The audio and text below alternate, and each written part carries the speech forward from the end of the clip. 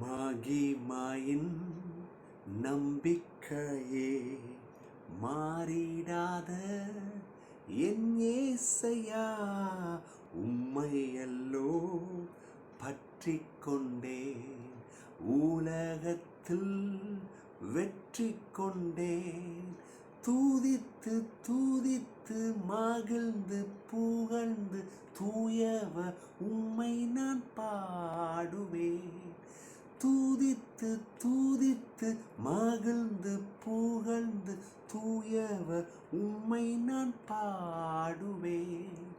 மகிமையின் நம்பிக்கையே மாறிடாத என் நேசையா, உம்மை அல்லோ பற்றி கொண்டேன், உலகத்தில் வெற்றி கொண்டேன். ஆத்துமாவின் நங்கூரமே, ஆலிவில்லா பெட்டகமே, ஆத்துமாவின் நங்கூரமே, ஆலிவில்லா பெட்டகமே, நேற்றும் இன்றும் ஜீவிக்கின்ற நிம்மதியின் கண்மலையே, நேற்றும் என்றும் ஜீவிக்கின்ற நிம்மதியின் கண்மலையே. எல்லாம் சேர்ந்து தூதித்து தூதித்து மகிழ்ந்து புகழ்ந்து தூயவர் உம்மை நான் பாடுவேன். தூதித்து தூதித்து மகிழ்ந்து புகழ்ந்து தூயவர் உம்மை நான் பாடுவேன். எல்லாரும் இருக்கிற இடத்துல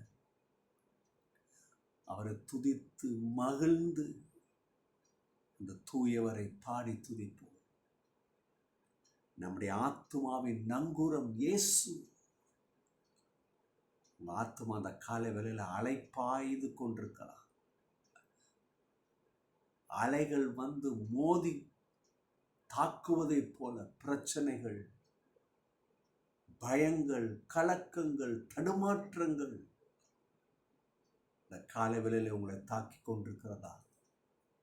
என்னால ஜெபம் கூட பண்ண முடியல பிரதர்.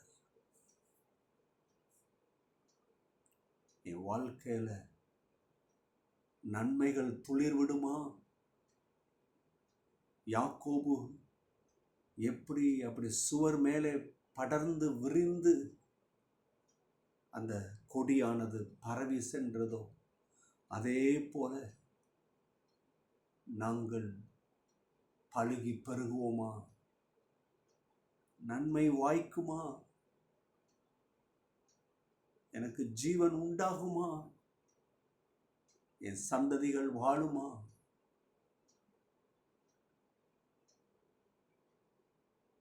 ஆனா கர்த்தர் சொல்றாரு, நான் உன் நங்கூரம், அவர் அழிவில்லா பெட்டகம்.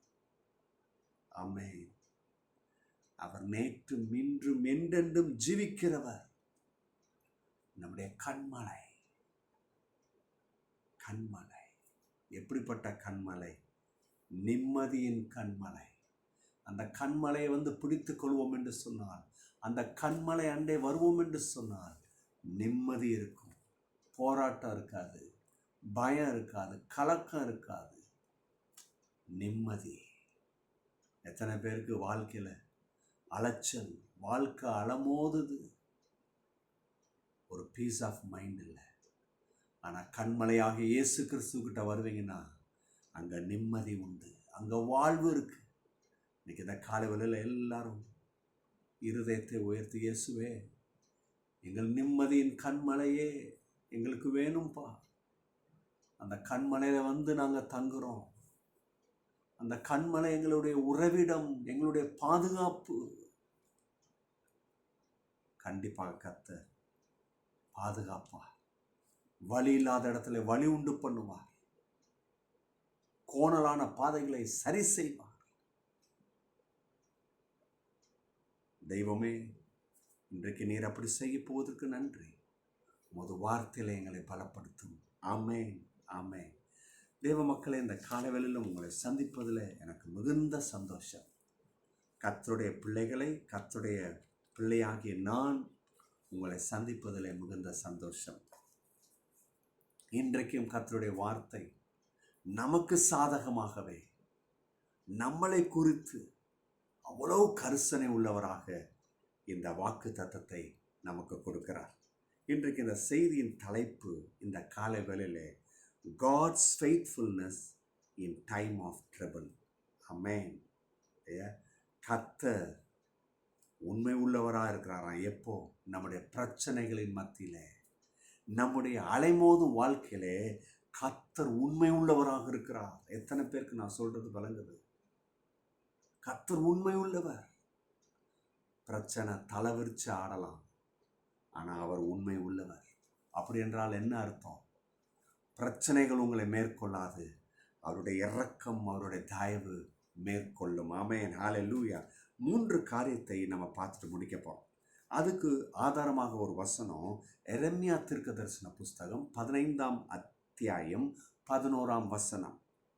அதனுடைய பின்பகுதி இப்படியாக வருது. செகண்ட் ஹாஃப், 2வது பகுதி, தீங்கின் காலத்திலும் நெருக்கத்தின் காலத்திலும் உனக்காக நான் சத்ருவுக்கு எதிர்பட்டு உனக்காக சகாயம் செய்வேன் என்று மெய்யாகவே சொல்லுகிறேன். ஹல்லேலூயா, ஹல்லேலூயா.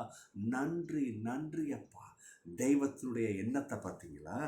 தீங்கு காலம், நெருக்கத்தின் காலம், காலம் கெட்டு போய் கிடக்குது.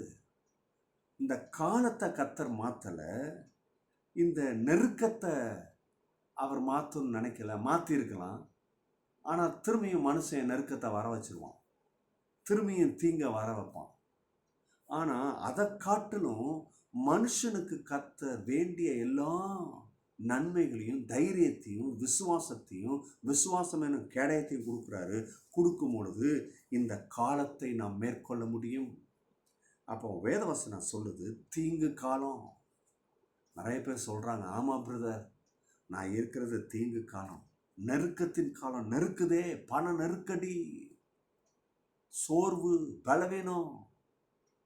என்ன கையிட்டு செஞ்சாலும் அதில் நன்மை பார்க்க முடியலையே, வேலையில் சர்வை பண்ண முடியலையே, என் பிஸ்னஸ் திரும்பி தலை தூக்க முடியலையே, என் குடும்பத்தில் ஏன் தொடர்ந்து இந்த அலைகள் வீசிக்கொண்டிருக்கு, ஏன் இந்த நெருக்கம்? கர்த்தர் சொல்றாரு, இந்த காலத்துல நான் உனக்காக சத்ருவுக்கு எதிர்படுறாராம். நமக்காக எந்த சத்ரு இந்த தீங்கான காலத்தையும், இந்த நெருக்கத்தின் காலத்தையும் நமக்கு திணிக்கிறானோ, அந்த சத்ருவுக்கு எதிர்பட்டு நமக்கு சகாயம் செய்கிறாராம். மெய்யாகவே செய்கிறார். மெய்யாகவேனா உண்மை. 3 காரியத்தை பார்த்துட்டு முடிப்போமா இல்லையா? The God's faithfulness in time of trouble. இந்த பிரச்சனையான, தடுமாற்றமான சூழ்நிலையிலே கர்த்தர் உண்மை உள்ளவர். எப்படி உண்மை உள்ளவராக இருக்கிறார்? God's presence in trouble. பிரச்சனையில் கடவுளுடைய பிரசனம். பிரச்சனை உன்னை சூழ்ந்திருக்கலாம், உன்னை நெருக்கிக்கிட்டு இருக்கலாம், ஆனால் நீ கடவுளை நம்பினா கடவுளுடைய பிரசனம் உன்னை சூழ்ந்து கொள்ளுது. கரங்களை தட்டி கர்த்தரை ஸ்தோத்திரம் பண்ணுங்க. பிரச்சனையை பார்க்காத, நீ கர்த்தரை நம்பினா பிரச்சனையின் மத்தியிலே கடவுளுடைய பிரசனம் வருது. அப்போ எப்படி பிரச்சனை வேலை செய்யும்? அந்த பிரச்சனை எப்படி உங்களை தோக்கடிக்கும்? Remember that God is with you in the time of trouble.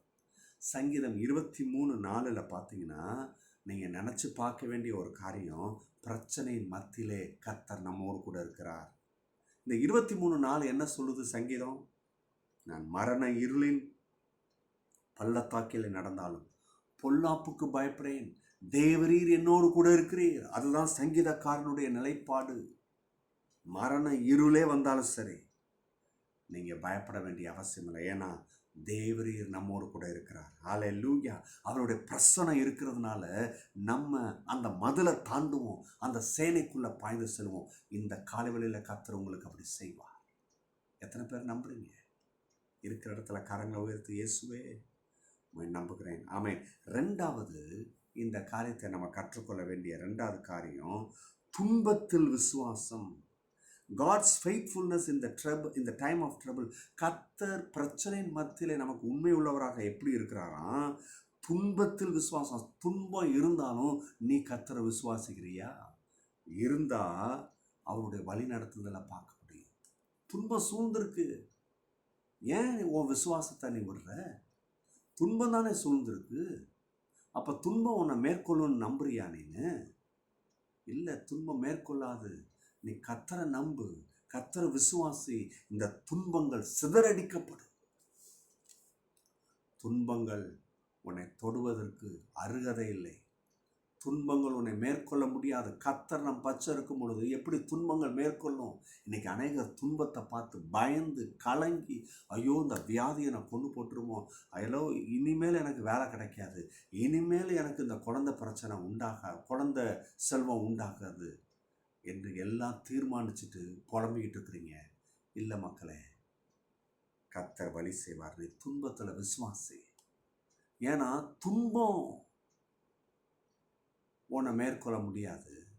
நீ விசுவாசித்தனா அந்த துன்பத்தை நீ மேற்கொள்ள முடியும். துன்பம் உனக்கும் எனக்கும் கடவுள் இல்லை, கர்த்தரே நமக்கு தெய்வம். எத்தனை பேர் நம்புறீங்க? ஆமென். இல்லையா?